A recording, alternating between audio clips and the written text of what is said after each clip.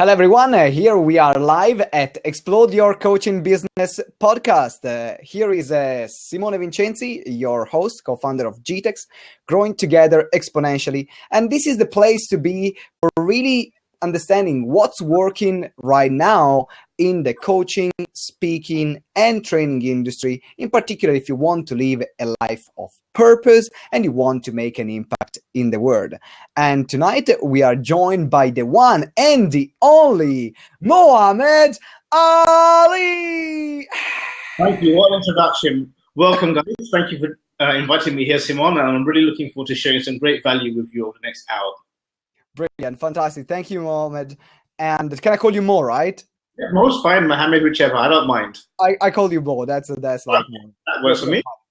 So, guys, for those of you that don't know Mo, the one and the only, he is a webinar expert and he's working with the coaches, speaker, trainer, consultant in order to help them creating high-ticket webinars. And he's been doing that very successfully for the past 4 years. So any question that you have, guys, about webinar, in particular, about the importance of webinar and how do you run a webinar, what system do you use? This is what we are going to be discussing tonight. We want to make it simple for you. And also, I'm going to ask Mo a couple of questions that definitely is not going to expect. But then, we'll see you later. It's a surprise. Also, thank you very much, Artie, our super blogger, for coming here tonight. Hello, Artie, how are you? I'm good, you? Really good, fantastic. Thank you very much for coming. And guys, if you are interested in health and well-being, you just want to connect with Harty. She's awesome, and she has a great blog where you can read all about that. Right, let's start the music. Mo, so the question is, there are so many ways to grow a business, in particular coaching business. What got you to start with webinars? Like, tell a bit more about why. Why webinars? Because I've always loved presentations. When I was in school, the first thing I'd do is look forward to the day that I was presenting on stage, because I realized that's the easiest way to reach a maximum audience. Because there's two ways to grow your business. One is to speak to one-to-one, and that takes a lot of time to have that personal connection, to have that personal interaction. But the quickest way is if you can now speak, instead of speaking one-to-one, you can speak to 1 to 100, 1 to 1,000. All of a sudden, your reach becomes much quicker, much bigger. And there's no better platform in the world right now to do that than webinars. Because right now, we could be sitting in a room and we could have people in the room from Australia, New Zealand, America, Canada, literally the whole world. So, right now we're living in the best times because webinars has literally opened up the world to everyone. That's brilliant. So it's like you can have a global business sitting on your sofa. Exactly, yeah. On the beach, wherever you want to sit, basically. On the beach, yeah, exactly. We are in UK, so we are cold. We are in the cold. We are in the sofa. So for winter, summer. So, what I would love to hear a bit more about you. Like, what got you started in there? What was your journey? Well, my journey was actually quite interesting because I started doing a webinar software, a platform, and as I did that platform, a lot of my clients asked me for help with webinars. And I realized that all of a sudden, these clients were making $10,000, $15,000, $20,000 from these webinars, and I was charging them $197. And I thought, hold on a second, I'm on the wrong side of the fence here. So I had to transition over. So since then, I've basically been doing webinars, and thankfully, that's where there's more money, that's where there's more enjoyment, and that's where my skill sets lies better. Oh, fabulous, fantastic. And so what were you doing? Like, what was your background? What were you doing before running the webinars? Before that, I've always been in online marketing. So since I graduated from university, I've held different jobs in online marketing. And then finally, in about the year 2000, I made that transition to being online full-time. And since then, it's basically been working for myself, building my business. I started with a webinar software.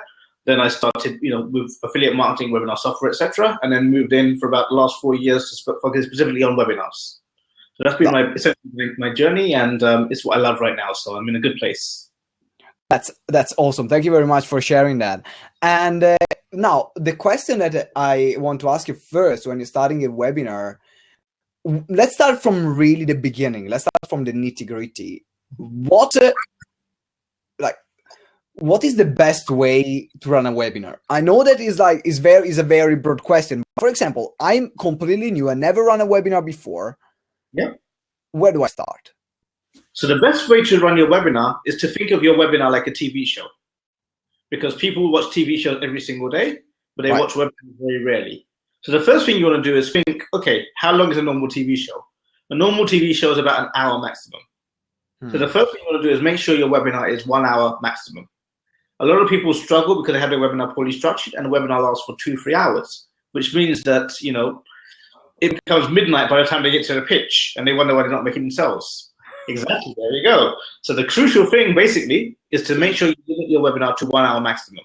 Yes. And once you can do that, then you can get all of your content in, you can get your picture in, and that's going to have much more highly effective results. Because the way that people's minds work is they're conditioned to think in terms of an hour, because they think a TV show's an hour, they think a meeting's an hour. So they're going to block out an hour. Now, if your webinar starts overrunning, they'll go to the next meeting or the next event or something like that. So it's crucial that you make sure you structure your webinar effectively so you can get everything you need to in an hour. Brilliant. So the question I have, because I've been like listening to like different people, and there are people that say 1 hour is better. There are people that say no, do it for 3 hours. And like, what do you find from your experience? You said 1 hour is more powerful because you are using their attention span. Like there's attention span, they block 1 hour. And the question that I have for you is, how can I put all that I want in the webinar? It's like in 60 minutes. I could run a webinar. I can put like maybe 5 hours of webinar. What do I choose to put in that webinar?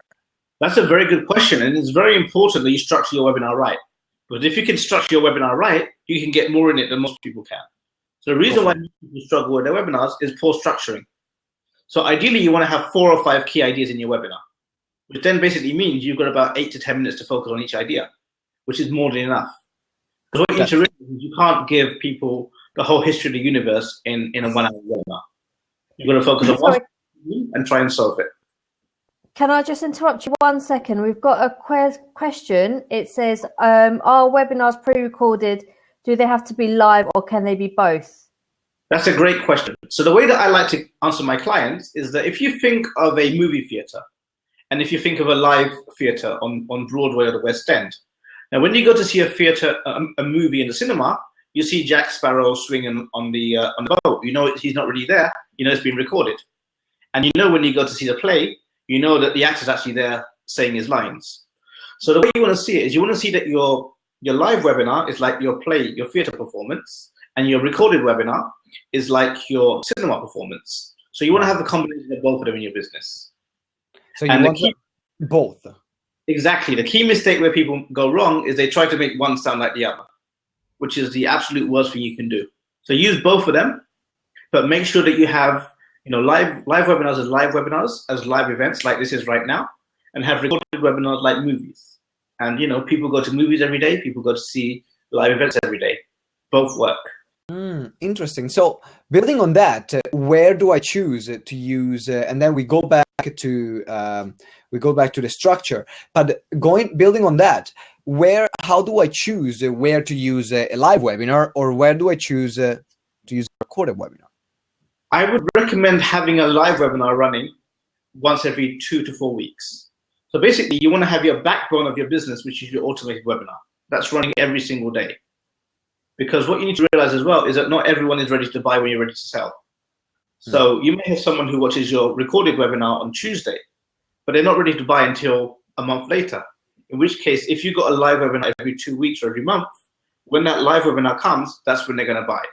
So I recommend having a automated webinar running every single day and having a live webinar running every week, 2 weeks, 4 weeks. So yeah, okay. So you have the automated webinar running every single day, and then you have the live every 2-4 weeks. So in this way, people that are ready, that are not ready one day, they can get ready the other day. Do you run the same consistent webinar, like in all these 2-4 weeks? Is that the same one, or do you change the topic? You want to have the same webinar, because once you've got a good presentation, you want to remember that you want to change the audience, not the presentation. Because you've got a presentation that's worked, is tested, you put a lot of time into it. So you want to keep running that and just keep changing the audience, because there's a lot of audience out there. If you look at Tony Robbins, he's been doing the same presentations for the last 25, 30 years. The reason why he does the same presentations is because there's still people who haven't seen his presentation. So never feel afraid that there's not going to be enough people to see your presentation. Just get one good presentation, test it, spend a lot of time on it, make that the backbone of your business. And don't worry, even if it lasts 1 year, 2 years, 3 years, it's fine. You don't have to keep changing it every month or 2 months. Make sure you've got one very good, solid presentation, and then the live webinars come on as a backbone from that.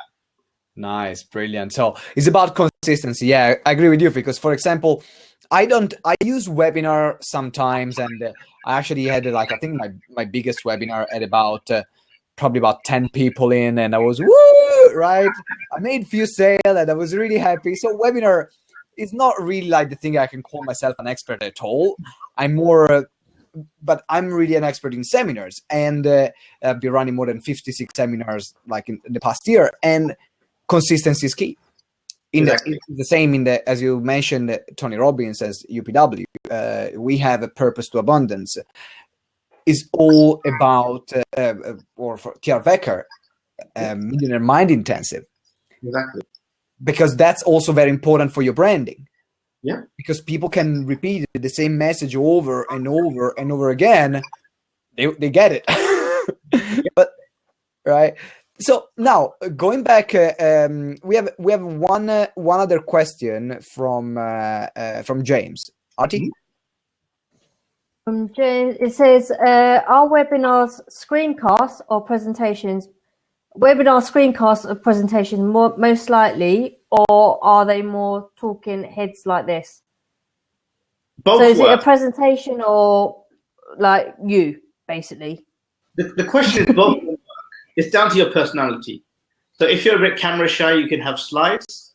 For example, Steve Jobs, he never had slides. But if you want to have slides, if you have a more professional audience, then you can have slides. So, it just depends on your audience. It depends on your audience, it depends on your personality. Neither of them work better or the other. What I recommend is always have a little bit of eye contact in your presentation. So even if just for a few minutes you're actually speaking in the camera, just because that eye contact builds a lot of rapport. Now, the thing is you don't have to have that eye contact for the whole presentation, but just for a little bit. So you can either have it for the whole presentation, or you could have a little bit at the beginning and then move to slides. It's down to your personality, essentially. So yeah, you can have something. I agree with you with this. It's about having that because when you are behind the slide, then people cannot connect with you. Exactly. At the end of the day, in this industry of transformation and coaching, speaker, trainer, people. The information that are there are all the same information, really. Exactly. That's people don't want to work with you because of who you are most of the time. Exactly. Right? So now let's go back on how do I run a webinar? So how do I structure a webinar? I have the 60 minutes. You said 60 minutes. That's the time. I have the 60 minutes. How do you have a structure that you teach to your clients to where to allocate those 60 minutes, or how does it work? I do indeed, and I'm going to give you a special introduction here to it. You are amazing. That's why I love you, buddy. What you want to do in the webinar is you want to have 3 key parts. So you have your introduction, which is the first 10 minutes. Then you have your main content, which is 40 minutes. Then you have your pitch or your close, which is 10 minutes at the end. Now, why this is important is because the introduction is where you do all of your positioning. It's very important you have this part structured correctly. Because this part here, if you heard of the 80-20 rule, I always tell my clients that 80% of your webinar success is going to come from that first 20% of your webinar, that first 10 minutes. And the reason why is because that's where all of your positioning is done. That's where you position the audience. That's where you position yourself as a leader. You position yourself as your authority. You position their problems. You position your solution. All of that hard work is done there. Then the content part, the next 40 minutes, is we're basically delivering value. And you're kind of convincing your audience that you know what you're talking about. They're getting a few tidbits. They're getting a few results. They're getting a few rewards. Because what you need to realize as well is a webinar cannot just be a pitch fest, because people have spent an hour with you, and ultimately you've got to make the assumption that each person's hour is worth $100. So you want to make sure that on your webinar each person's getting at least $100 worth of content for that hour they spent with you. And then once you've done the introduction and the main part, then you go into your pitch. And where a lot of people go wrong is they think that their pitch is the only chance to sell. But the fact is the whole webinar has been a chance to sell. So a lot of people basically choke up on the pitch. They get very nervous. They think that this is where I make my money. But the fact is, you've got to relax on your pitch. Exactly, there you go, like that. You've got to relax on your pitch because ultimately you've been selling for the whole 50 minutes before that. So those are basically the three main chunks. So in the introduction part, the first thing you want to do is you want to welcome your audience in, like you'd welcome them into your office or your room, essentially. And one of the key rules in public speaking and in webinars is you never want to do one-to-many, or you never do one-to-one. So a lot of people make that mistake on a webinar. You can tell they're speaking to an audience. But the fact is, what you want to make sure is you want to make sure that your audience feel that you're just speaking to one person at a time. That's very, very important because that builds that rapport. Then the next thing you want to do is you want to build that emotional investment, that engagement. And that's the crucial part because that's what keeps your audience staying there to the very end. Because what you're doing is you're actually creating a map in their mind, a gap of where they are and where they want to be.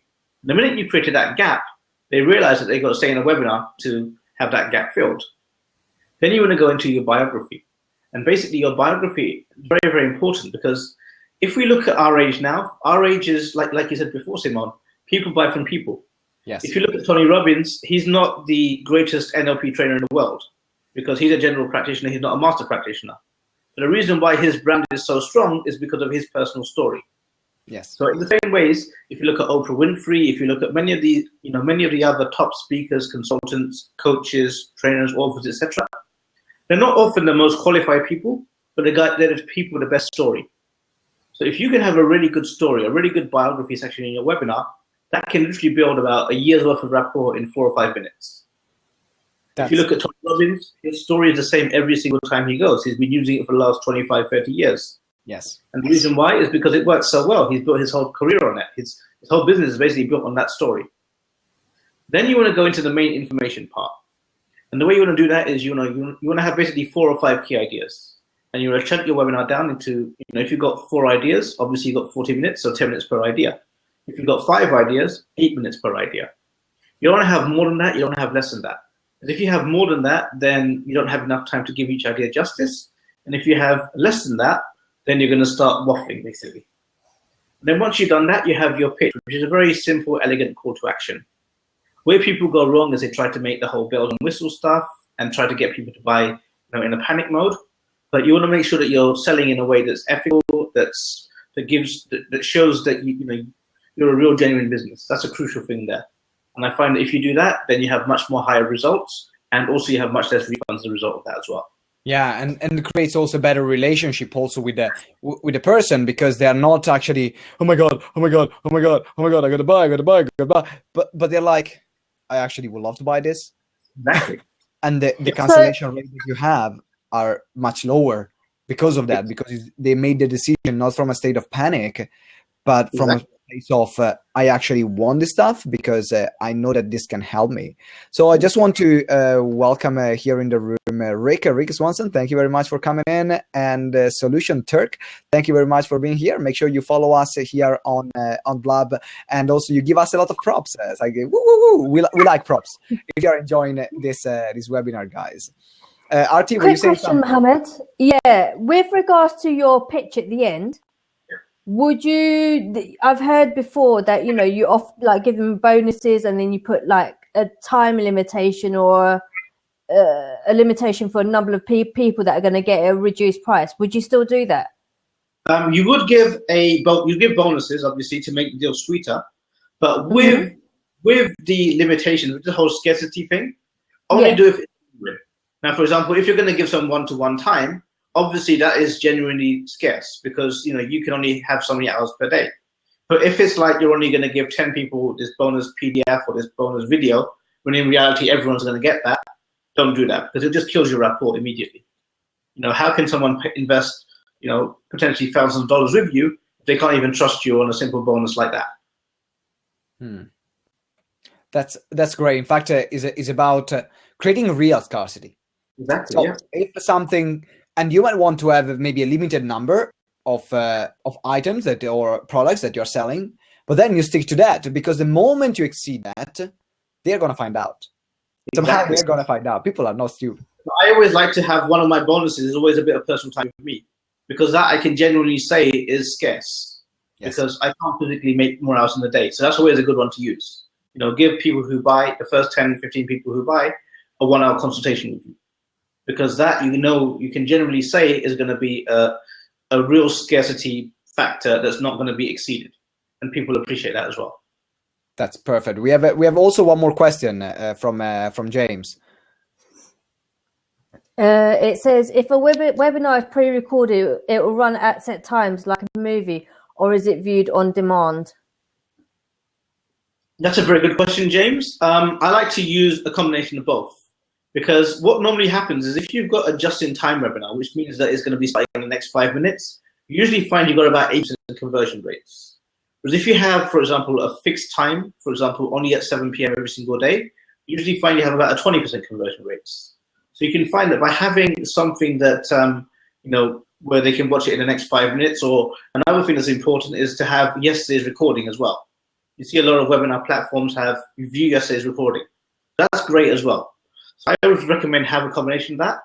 And the one thing that I always try to tell my clients is make it as easy as possible for people to watch your content.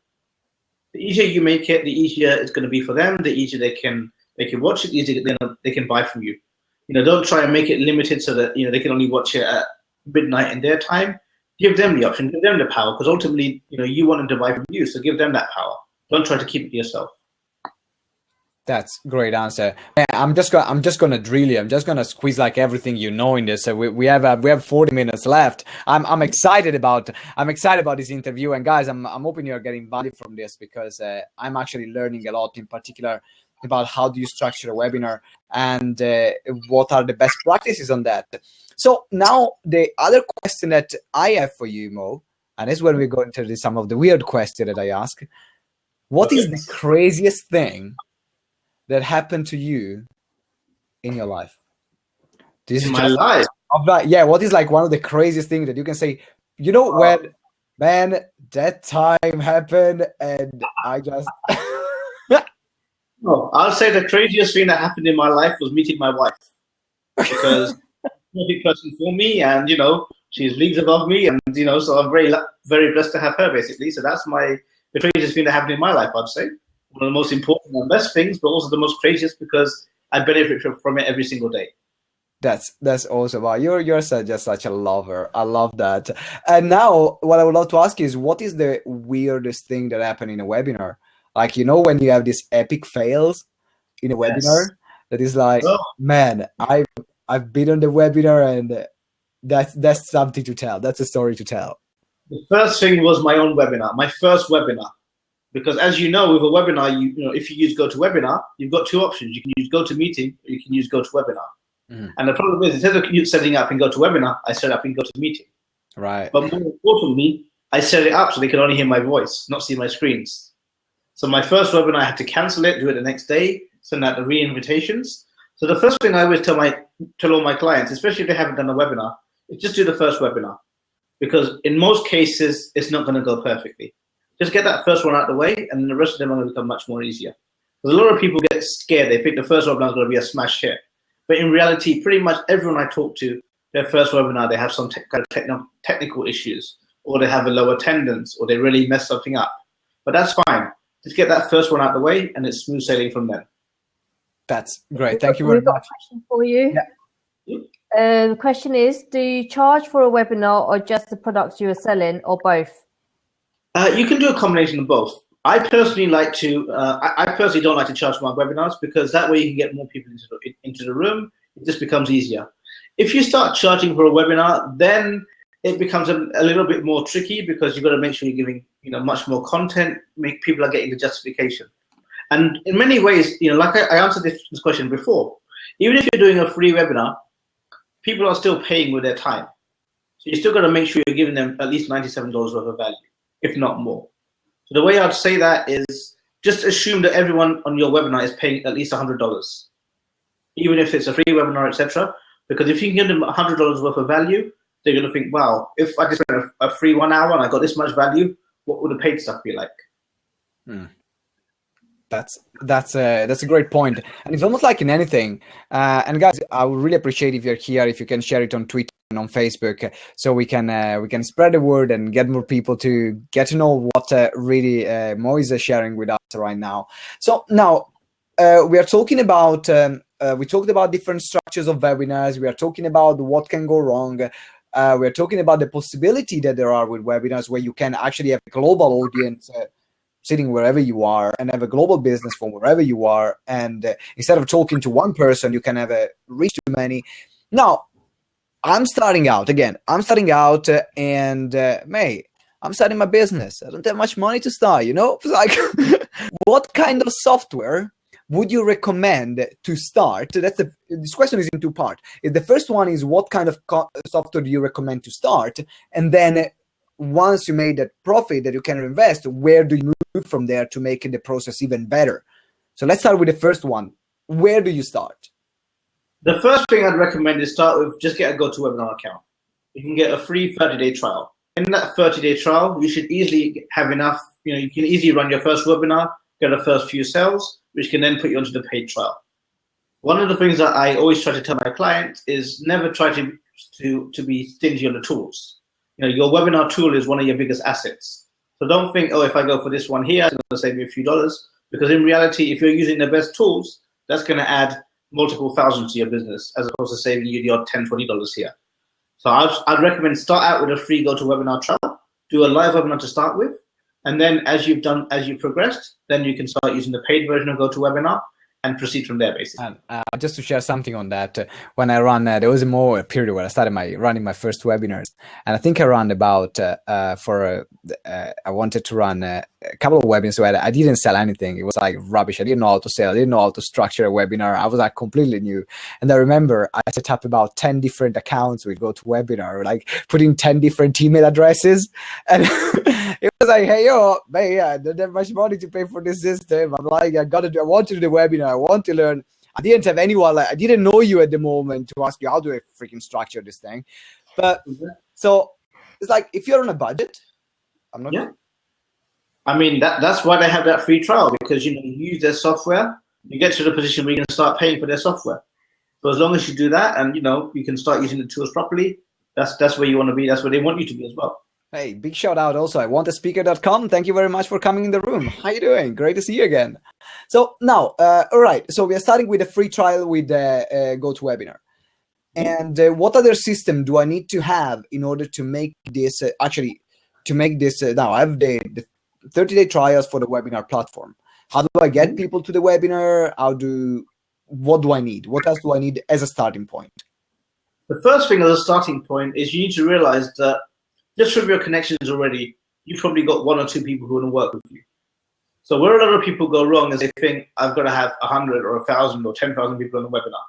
The fact is, even if you've got 25, 30, 40 people on your first webinar, that should be enough to get you your first 1 or 2 sales. Then once you've got that, then you can invest your money into more ads. So one of the key factors there to get started is you just want to basically use your current network. Use who you know, use who's in your audience, because there's people who've been following your work, etc., who know you, who like you, who trust you. There's something that a problem that you can solve for them that they're willing to pay you for, and essentially just build up from there. Quick question. It says here, as a viewer, can I pause a webinar or does it just run from start to finish? Usually you can't pause a webinar, because the whole point of a webinar is it's a live experience. So in the same way, when you go to a cinema and Pirates of the Caribbean is playing on the screen and you want to go to the bathroom, you can't ask the guy who's projecting the screen to pause it for a few minutes. So it's the same thing like in the cinema. So I always recommend make sure that you've allocated that time first and you've got no distractions for that whole webinar time. Because you can't pause it. It's about really controlling, it's about managing the attention and the attention of the audience. So now I have, I can tap on my current network. Yeah. And for example, I can go to different maybe Facebook groups, and I can go to different like something that I see other people doing very well is actually going to a Facebook group and either build a Facebook group, and then you get people, you build a relationship with them, and then you say, hey guys, I'm running this webinar tonight. I'm running another webinar tonight. And then, so you don't need to have any fancy landing page. You don't need to build big software around that. But they don't care about that because they already know the value that you're going to deliver. Exactly. So if you invest time in building a good, for example, Facebook group, where you give them value, you interact with your members, you are present for them, then it doesn't matter if you have the latest landing page software or the best Infusionsoft funnel, all the crap, but you can have actually people coming to the webinar just because they want to connect with you and they want to have more of you, right? Exactly. People buy from you, they don't buy from your systems. So as long as you're authentic, as long as you're delivering good value, that's all you need essentially. We have I want a speaker. It says depends where you are doing the webinar. If you're doing it here on Blab, you can pause the recording, of course, do stuff with the audience, press record when you're ready to continue. Then the record function here glues it together seamlessly. Yes, exactly. This is a more like a live screen, and we are here. We are talking more on webinar software where people come in, they give you their email addresses. Because one great thing about like there is a difference between live streaming and webinars. So now the platforms are getting better and better, but it's a much different system, because when you are in a webinar, you have their full attention. They want to be there. They give you their email address. They give you their number. On Blab, people are just browsing. Someone come in, okay, now I'm bored, I get out, bye, right? So it happens also in the webinar, but it's a bit more difficult. Yeah. One of the key stats you got to realize is that if you look at now, adult human beings have got attention span of about 18 seconds. So imagine keeping someone's attention span for a whole hour if their attention span is 18 seconds. And the scary part of it is that's less than a goldfish. So adults now have got attention span less than a goldfish. You got to imagine, how can you take someone whose attention span is less than a goldfish and keep them focused for a whole hour? That's where the real challenge comes from. That's why it's important. You want to have one webinar. You want to make sure it's mastered. If you look at someone like Tony Robbins, he can keep someone engaged for 3-4 days at a time. The reason why is because he's been doing that for so many years. If one day he's talking about this, that, he'll not do that. So it's very important that you just master. You have one presentation, you master it over and over again. Each time you do it, it gets a little bit better, a little bit better, until it's at the world-class level. And then that's when people attention stays. That's when you can keep people engaged. Nice. So now I have my free go to webinar account, and what I want to do is what other system do I need to have? Do I need to have like any email list? Do I need to have any like sales funnel? Still, I'm here. I'm starting out. Don't have much money. What other system could you recommend? So you want to make sure that you got an email follow-up sequence. So you could use something like GetResponse or MailChimp or Aweber. Again, these softwares aren't very expensive. They're, you can get a free trial for them, or they're, under $20 a month. And the reason why they're so important is because, especially if on your webinar you're selling something that's a reasonable amount of money, not everyone is going to have that money in their account right now.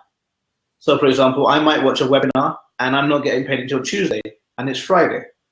So what's going to happen between Friday and Tuesday? A lot of things can happen. I can totally forget about the webinar. I can totally forget about the product.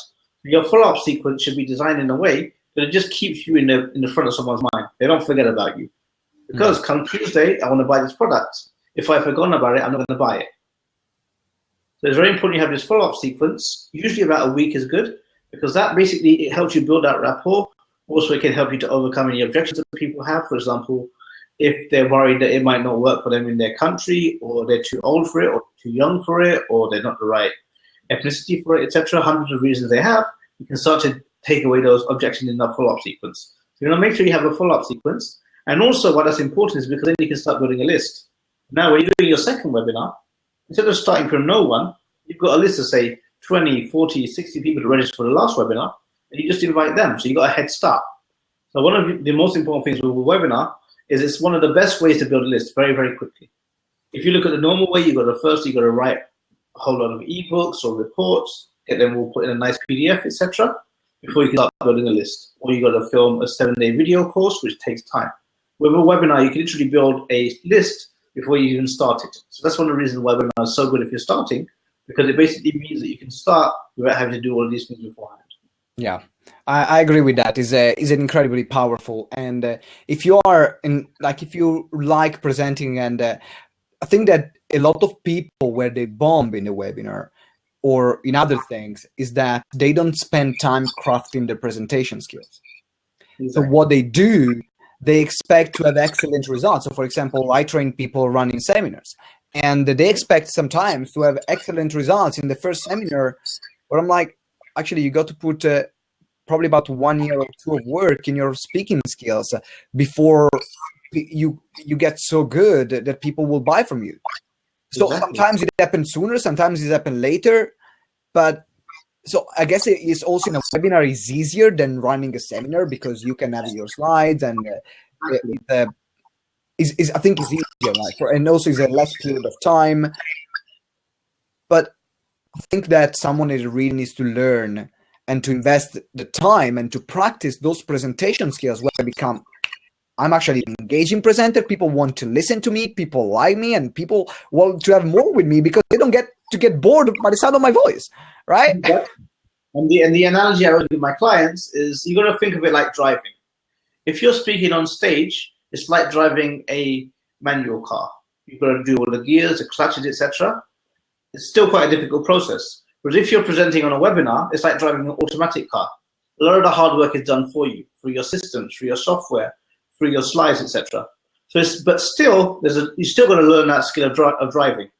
So, in the same way, you've got to have a skill to present on stage. You've also got to have that same skill to present on a webinar. Just on a webinar, it's slightly easier because you have more factors in your control. You know, you have the slides that support you. You have the technology to support you. On the stage, it's basically just you and the spotlight. So it's a lot easier on a webinar, but it's also very important to master your presentation skills first. I agree. I completely agree with you. So now, okay, so now I have, just to recap, something that we can say. We can start with a free account on GoToWebinar. Then we can go on, we can build a mailing list using MailChimp. You have MailChimp is free for the first 1,200 contacts that you have. And without the autoresponder sequence, if you want to put the autoresponder sequence, it's about $9 a month or something like that. Either you can use, what's that? Constant Contact, the other one, and Aweber. Yeah, there's loads of them out there. There are lots of them. I like MailChimp personally. I used to before. Now I use Infusionsoft. Before I was using MailChimp. I was really happy with that.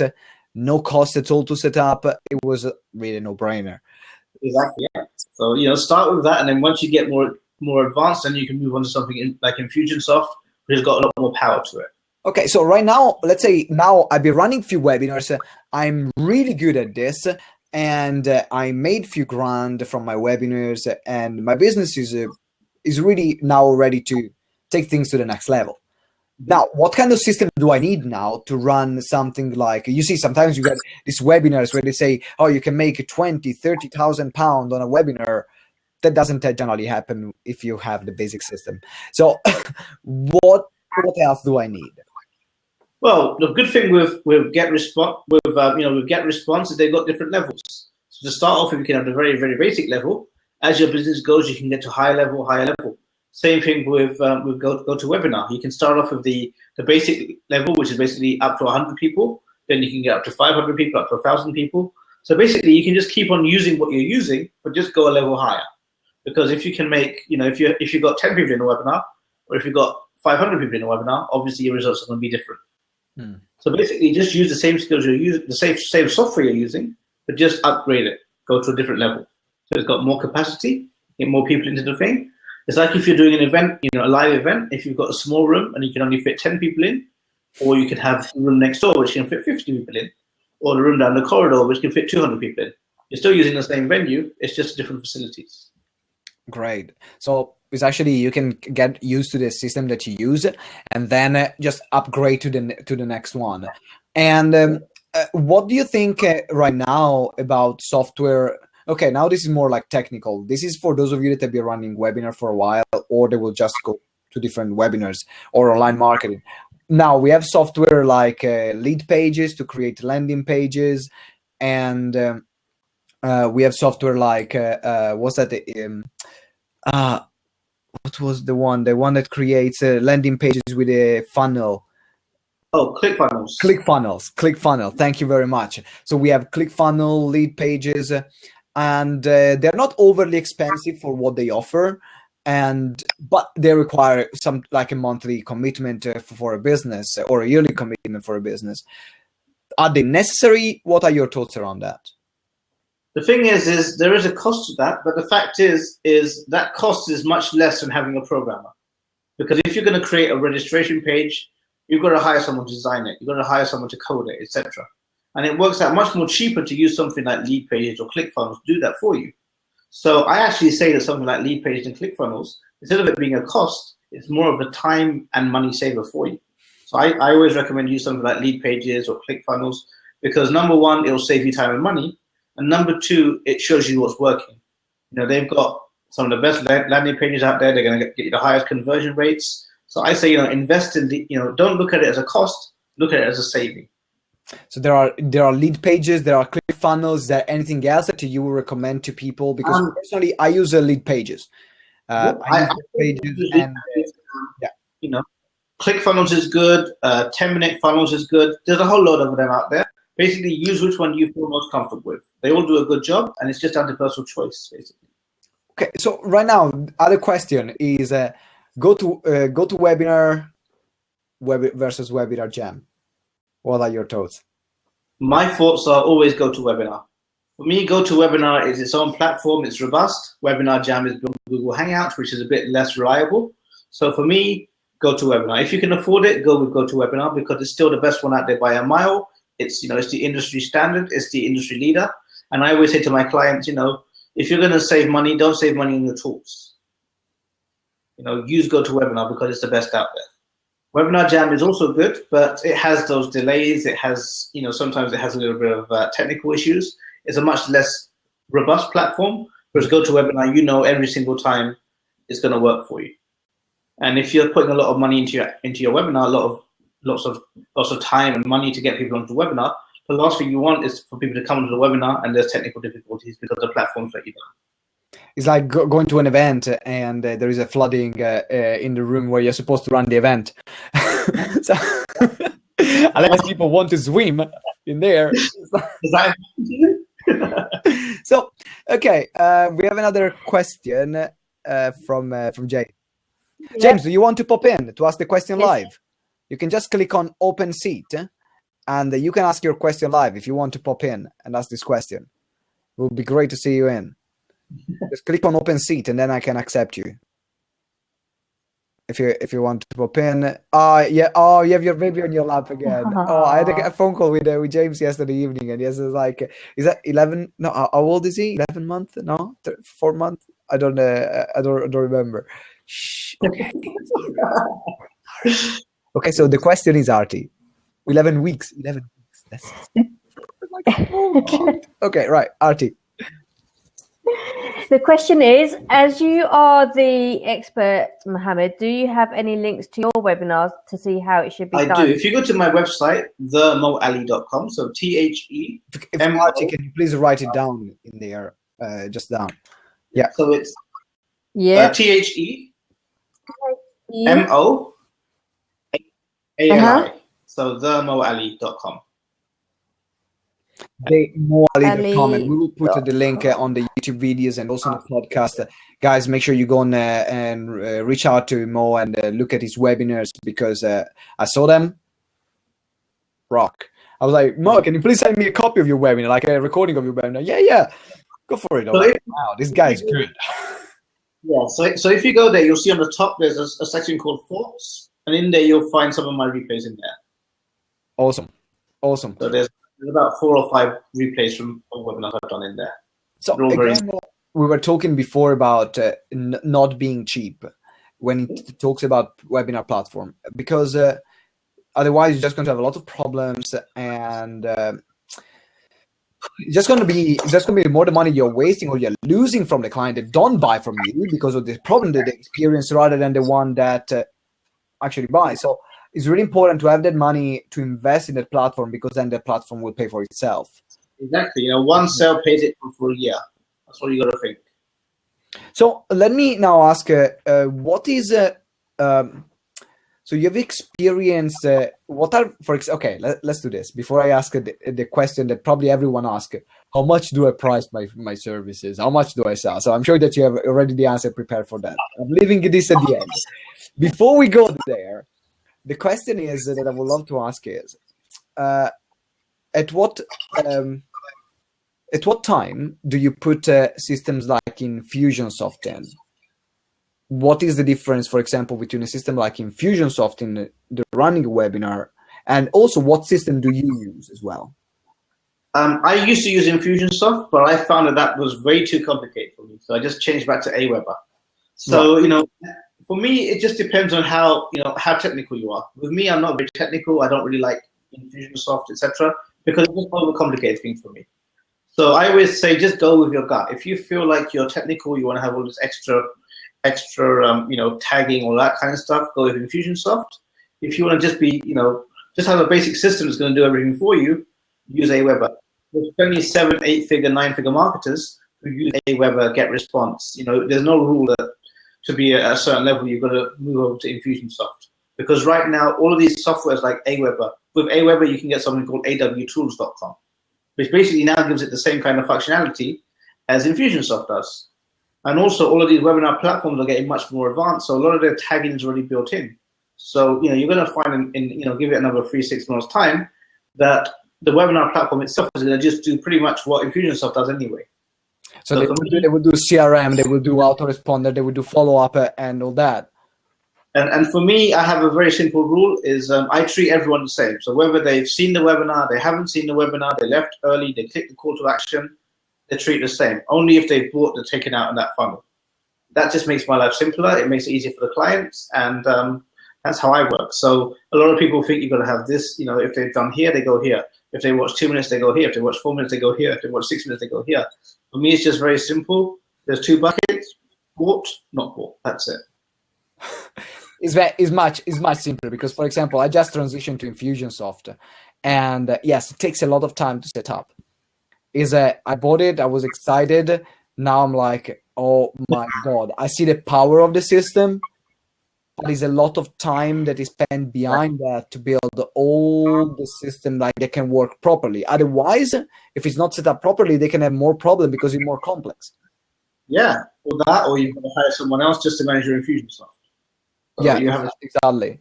So right now, what is the best thing that happened to you in a webinar? It's like, man, I run this webinar, I will remember this forever, either because of sales made or because of the feedback that you got. What has been the wow, man? The best webinar was still my second webinar. But like I said, with my first webinar, it was a disaster because I used the wrong platform. But the second webinar was perfect because even though there's only about 25 people on it, it did a couple of $1,000. It was just the fact that, wow, I've done it. Because once you've done that first webinar, you don't get any more buzz better than that. So for me, that is still the memory. That's still, that first webinar, that first elation, that first kind of moment that, wow, I've done it. That's what really made it amazing. And I can resonate with you because I remember the first time I was doing a seminar, and I sold £800 in one seminar. I did before about 9 different seminars, never sell anything. And the first time I sold £800 in a seminar, I was doing double backflips. I was like, man, I'm the happiest man in the world now. That's when you know it's work. That's when the validation comes in. You can never do that. We did a seminar, like one of the best seminars that we did was about 25 grand in one day. And it didn't feel exciting as the same. It was like, oh wow, we made 25 grand in a day. But it was like, the feeling of your first sale when you're doing something, when you're actually seeing the possibility. It's like you go to restaurants and they have that first $1 note stuck up on their counter. It's that same feeling. Oh yeah, indeed. So I have a question for you. What do you know now which you wish you known when you were starting out? The key thing, because I can see there's another question as well above that, which is kind of... There is. So I'm going to answer both of them in the same thing. The key thing that I always try to tell my clients is to practice your webinar. And I'll give you a very simple example. So if you play golf, you know that the first time you play golf, you're going to have a horrendous round. You don't know where the hole is, you don't know what clubs to use, you don't know where the water is, etc. But in the second time, you start to get familiar with it. And the third time, it becomes a bit easier because you start knowing which clubs to use, where to pitch the ball, etc. And after around 4 or 5 times, it becomes very easy. It's like routine. So the first thing I wish I did in my first webinar was to practice it a bit more. So the key thing that I've learned now is make sure you practice your webinar 3, 4, 5 times, because ultimately, you guys, you've got to remember that this webinar could bring you in $1, $2, $5, $10,000. So it's very important, basically, to practice it. Put that time in, because if you don't practice, you're not going to get any results from it, and it'll just make it sound much more effortless, much more effective, much more precise. Yeah, there is nothing worse than what's coming next, and you don't know what your next slide is going to be, and then you just have to think about what you're going to say, and that's where you lose people. That's why you lose people, because they don't see a powerful delivery. They don't see that you have done your work.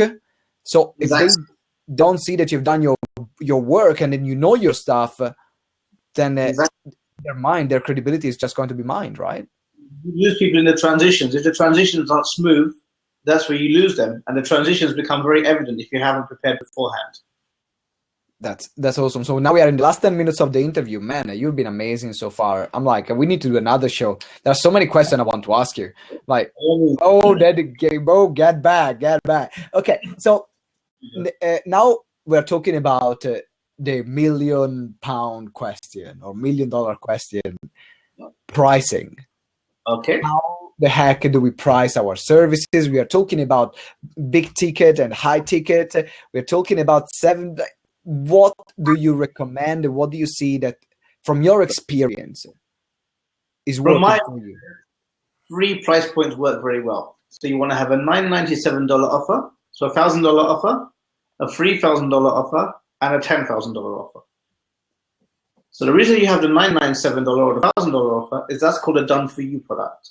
That's where people can buy a product and they can basically just watch it, go through it at their own time. The $3,000 is a done-with-you program. So what you do on that is you can kind of give people guidance, support, because we know many ways that we bought courses in before and maybe paid a few $100s or a few $1,000s for it, and it's just stayed on a hard drive. So what you want to do is you want to charge a premium for that accountability.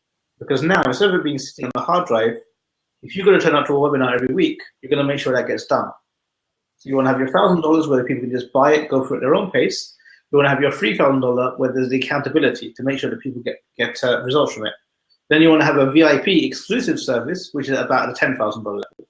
So I found that I've tried pretty much every single one you can imagine, and this is the one that works well. So for your introduction product, your do-it-yourself product, $1,000. For your done-with-you program, your group workshop, etc., $3,000. For your done-with-you, your VIP program, $10,000. Those 3 price points. So we talk about $997 and then $3,000 and then $10,000. Do you find that they buy there and then? Like, what is the majority? What is the process that you use? Because I know that you use quite a different process compared to a lot of other people that are on webinars, and that's why you can instead of selling the £47 program, then you can also charge more. What is your process that you use, which is different from all the mainstream webinars? So the key process is I normally sell on a webinar $1,000 or a $3,000 program. I have sold up to $5,000, even up to $10,000 on a webinar, but that's much more harder because, like I said, you want to make sure your webinar is about 60 minutes long. But if you want to start selling something over $3,000, the webinars are going to be much longer because you've got to have much more time. Remember, like I told you, the first introduction part is where you do all of your positioning. Well, in a 60-minute webinar, you've only got 10 minutes. So that can basically allow you to sell up to $3,000. But if you want to sell something much more than that, then you've got to have a much more longer section for the positioning in the beginning. So now all of a sudden the webinar needs to become 2-3 hours long. That's how you can sell something at a much more higher level. So the main thing is you've got to make sure with webinars is that your webinar is engaging. Because the biggest problem that people have is that 100 people are on at the start, but then when it comes to the pitch at the end, there's only 20 people left. So all of a sudden now, instead of selling to 100, you're selling to 20. Yes. So the key way that you get results is by making sure that your whole presentation is engaging enough that by the time you get to the pitch, you've got at least 90 to 100% of the audience still there. Because now, if you're pitching to 100 people instead of 20 people, you're going to have a much more higher result. So that's the first thing. So the first key mindset shift is you've got to realize that the whole pitching process, the whole sales process doesn't start in minute 50, it starts in the first minute. Because if you get people to the 50th minute, if you can sell them to get to the 50th minute, then they're there when you're selling to them. And the second thing that's important, especially, is, like I said, is the follow-up sequence. Because what you need to realize is that not everybody has got $1,000 in their pocket right now, or $3,000 in their pocket right now. And as much as they want to buy, they might not be able to buy because they're getting paid on next Tuesday, or they've got a PayPal payment clearing, in a couple of days' time. So the key thing, one of the things that I always tell my clients is, where a lot of people go wrong is they try to make it as difficult as possible to work with them. It's like, if you don't buy in 24 hours, the price is doubled. If you don't buy today, you don't get this bonus. So instead of that, try and make it as easy for people to work with you. Because the easier you make it to work, the easier you can make it for people to work with you, the more they're going to want to work with you. So it's just those two little mindset shifts, basically, and they make a huge difference. And this is quite different from what a lot of people are saying, because a lot of people saying, okay, you got to close the deal there and then. They spend the time, they invested the time to get in. You have the audience, they are warm, they are excited. You just got to close the deal there and then. So personally, I never explore that. Now that I know next webinar, I'm going to run it differently, because before I was just saying, okay, you just buy this and it's going to be just for the next 20 minutes, and I have the countdown coming down, and it works. Yeah, because one thing you need to realize is it works in some industries. If you're working with entrepreneurs, people who are used to making quick decisions, it works. But if you're working with people who generally make slower decisions, who need to check things with their partners, etc., that kind of scarcity doesn't work. So it's important to judge it by your audience. And the second thing you need to realize as well is, I basically say there's 4 different types of people. There's doers, planners, socials, experiencers. So doers are entrepreneurs, the people who make quick decisions. So for them, you can put them and give them, 20 minutes to make a decision, because number one is they're used to making quick decisions because that's how they work. And number 2 is generally because it's a business expense, not a personal expense, they have that money in their business account. But if you're working with planners, like employees, which is the majority of the population, then you've got to be more respectful. You've got to give them more time to make that decision, because that's generally how the mind works. So the key problem that a lot of people have is they treat every audience as the same person. But the fact is, you've got to basically judge who your audience is and pitch according to them. Work according to their behaviors. Some people like being put under pressure. Some people, the minute you put under pressure, they run the other way. So yes, it's very important that you judge according to your audience. And I found that you've got to have a combination of them both. Because if you're too pushy and you push people away, but if you're too soft, then people won't make a decision. Because sometimes you've got to be the leader and call people to take action. So I find that usually you've got to have a balance between the two. You can't just be too soft, otherwise they'll never buy for you. But you can't be too strong that pushes them away.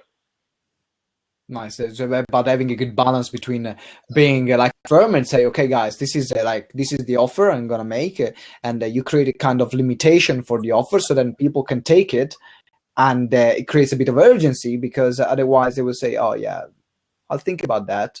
Exactly. And then nothing gets done, which is a loss on both sides, because like I said, the best urgency you can make is to give a limited time access to you bonus, because that is generally a real bonus that you can give, and for a fact that you've only got a certain amount of time in a day. So that I find is the best way to have build that urgency in as well. Love it. Thank you. Artie? Quick question. Is it always dollars rather than pounds? It depends on your audience. If your audience is internationally based, do it in dollars. If they're UK based, do it in pounds. But to be honest, it depends on where your audience is. With my webinars, I usually have an international audience, so for me, it's always in dollars. But I know a lot of people who are based in the UK who deal with with British audiences, and for them it's pounds. So it just depends where your audience is based.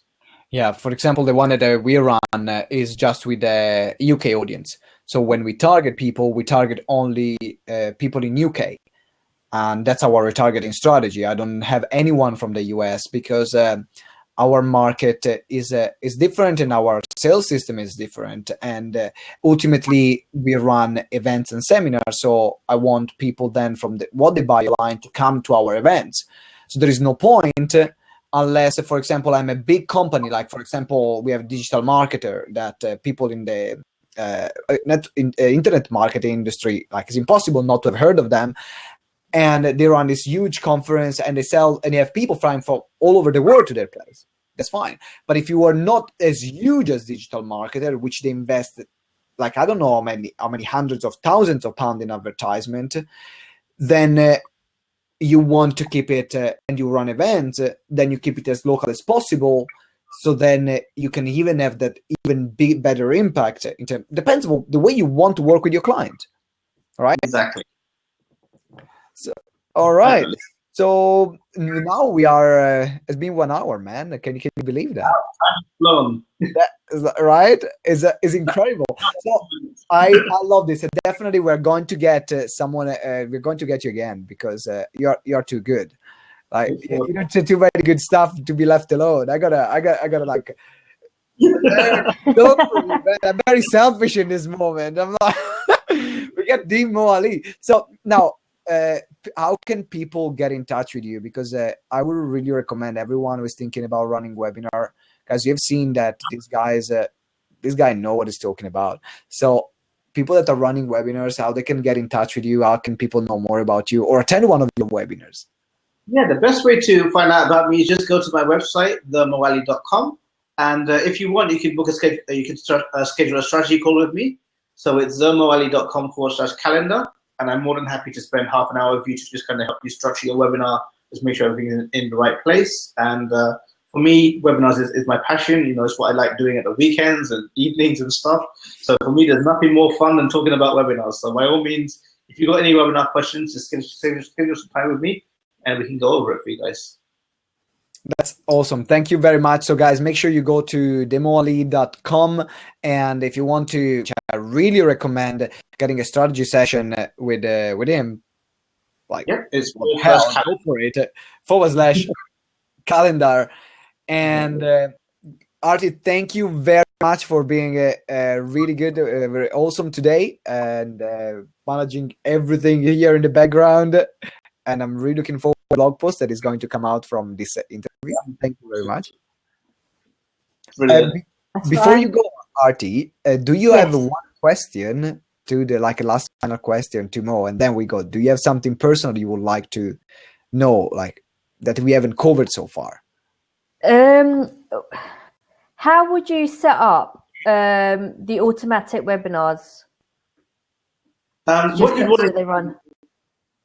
So the first thing you want to do is you don't want to just go out and record a webinar and set it up. You first want to do a few live webinars first, and then see which one. So maybe do 4 or 5 live webinars, and you might find that number 4 is doing amazing, and then you want to automate that one. So just do 4 or 5 test ones first, get a few people on there, and see. Let the audience judge you, because one day you might be top of the game, one day you might be a bit struggling, one day you might it all just flows. So just go by that. For some people, the first webinar is always the hit because they got that whole kind of euphoria of, wow, this is my first webinar. For some people, they take 2 or 3 webinars just to get into it. So just do about 4 or 5 runs first with a few people on the webinar, and then do it.